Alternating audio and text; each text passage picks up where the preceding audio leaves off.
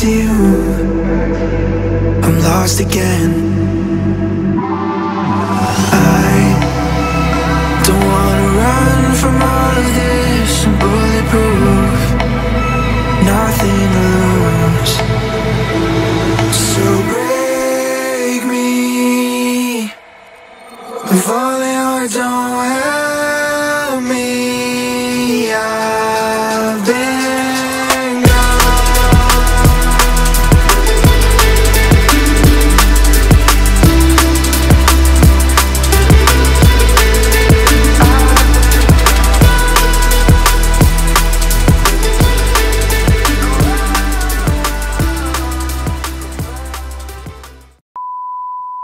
Okay sir, ano pa panawagan natin sa ating mga kababayan Pilipino na gustong sumali sa inyong Philippine Navy?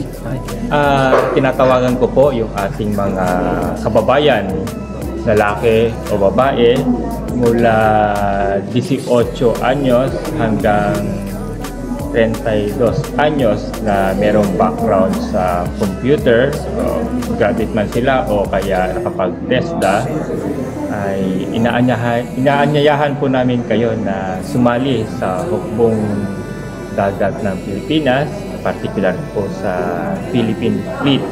Meron po tayong 375 na kinakailangan upang sila po ang magman ng ating mga upcoming assets, yung mga bago at modernong barko natin.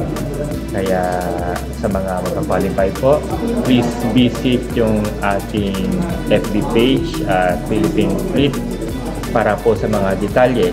Ngayon, para naman po doon sa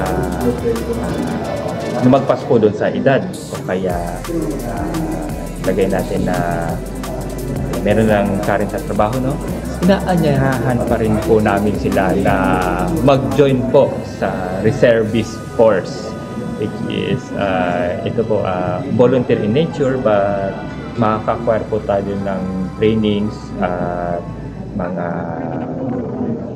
event tulad mga exercises, at makakasuot po sila ng uniforme ng hukbong dagat ng Pilipinas. Kailangan po namin ang mga expertise ng ating mga professionals para maging mas malakas po ang ating hukbong dagat.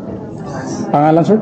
Ako po si Lieutenant Commander Jorge, ang Assistant Chief of Staff for Civil Military Operations ng Philippine Fleet. Thank you sir. Good morning. Good morning.